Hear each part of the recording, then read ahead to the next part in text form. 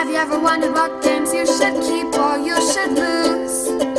Find out here at Purge View. Cthulhu 500 is a racing card game, and this game's a little bit unique as in there's no board. There's no actual race. You're going to have your cards on the board, and based on their relation to each other is how it's going to be. So if you're the first card, you're ahead of the second card. You can pass the guy in the back, but that gives you a lap. So very weird.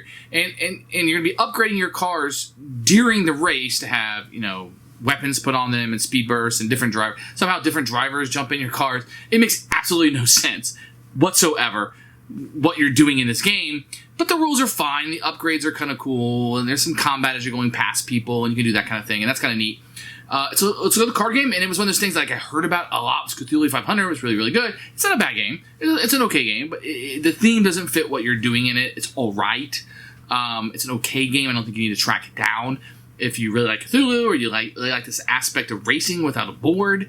But if you're going to put this up against card games, I don't think it holds up. If you put this up against racing games, I don't think it holds up. It's okay for what it is. For us, it's not okay isn't enough. I don't like the aspect of racing without a board. I like the board. I don't like I'm 2 laps ahead of you, but my car is third in the row. Like, it's just kind of weird. It's weird how you're upgrading the drivers during it. You're upgrading the cars you're going through it. It just doesn't make a lot of sense. And it just becomes nonsense to me. So for that regard, I'm going to purge this one. Not something I'm going to keep. If it looks like it's interesting to you, then maybe it'll appeal to you. But for me, it's got to go. So here's Cthulhu 500. It comes in a little tuck box that you can see here where the cards can barely fit inside. When you open it up, you're going to have a ton of cards. You get a rule book, which we'll take a look at in a few minutes. And you're really just going to get these cards that will be here. They're okay. You might want to sleeve them, but be aware if you do, they're not going to fit back in this box. So they're okay. You can see the artwork is fine and has all the stats on it that you're going to need. There's a bunch of different ones. There's a checkered flag.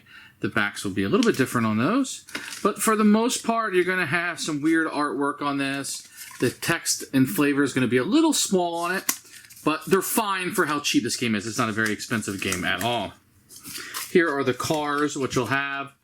You're going to have one that kind of sits in front of you so you know who you are, and this one will be in the race. You can see that it has places for mods, tires, drivers, and another modification, and the stats are listed on it.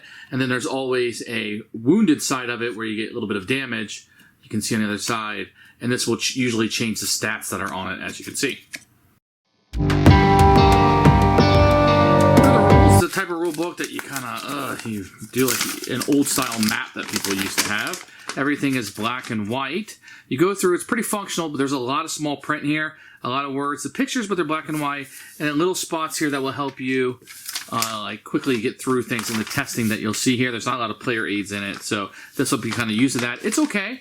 I was able to read it one time and pretty much have all the rules done, especially if you kind of understand how racing is going to happen, then it folds right back up. Fine rule book, not great, but it's okay.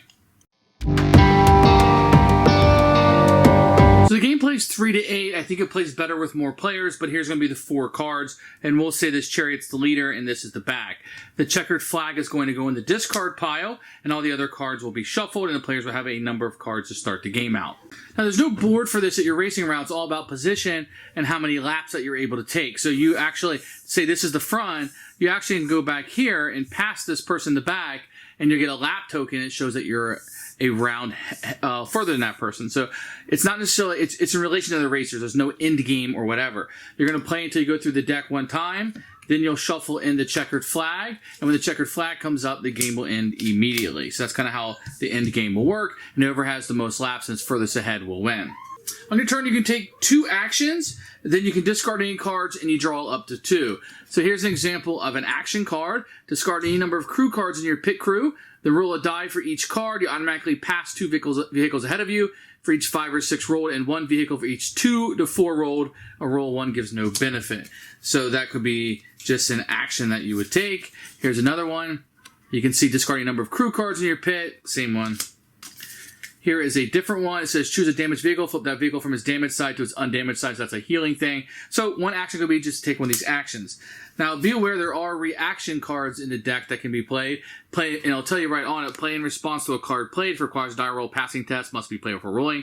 That card doesn't go into effect and it's considered played. So you can also play a reaction card. Now, you can always attempt to pass somebody up. If you do, you both will roll a die before moving, and you can add up any modifiers that you have and any crew, etc. that you have, tires, any modifications you have, whoever has the highest number. So the person trying to pass, let's say the chariot in this case, chariot of the elder gods, then he would successfully pass him up. If he didn't, then he would not pass him up. And if you tied, you both would become wounded and have to flip over to the additional side of the card. And then you would have different stats that you will see. So look at Big Honkin' Trunk, has 1 and a 0 and a 2 on this side. But when you flip him over, he has a -1 and a 2. So the stats will change as you become injured. Otherwise, you can pit. You just say you're pitting.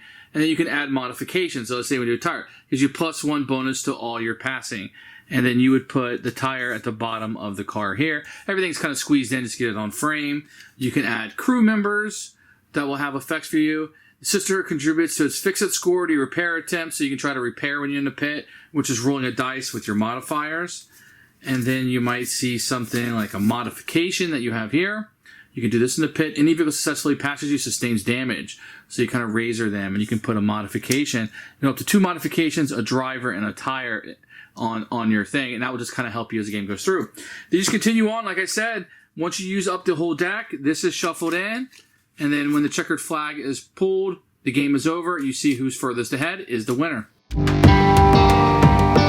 Who should buy this game? Cthulhu fans? Racing games? And you want a racing game without a board? A card game where you're playing cards down and attacking other. I don't know. And rarely do I come to this part where I'm like, I don't know, but I don't know on this one. I don't know. I don't know why it was made. I don't know why somebody thought the theme was a good idea. I don't understand why putting Cthulhu on it on a NASCAR game made any sense. It's one of those life mysteries that we will never know. And Cthulhu 500 is just crazy enough to make your collection, but not mine. It's going to be a Purge. Thanks for watching the video. I really appreciate you tuning in. If you liked it, please like it and hit that little subscribe button. That really helps out the channel. Lets us know that you're getting the videos that you want. If you agreed or disagree with what I said, feel free to comment below. I'd love to hear what you have to say, and I promise that I will comment back. Thanks for watching, and everybody else, keep playing.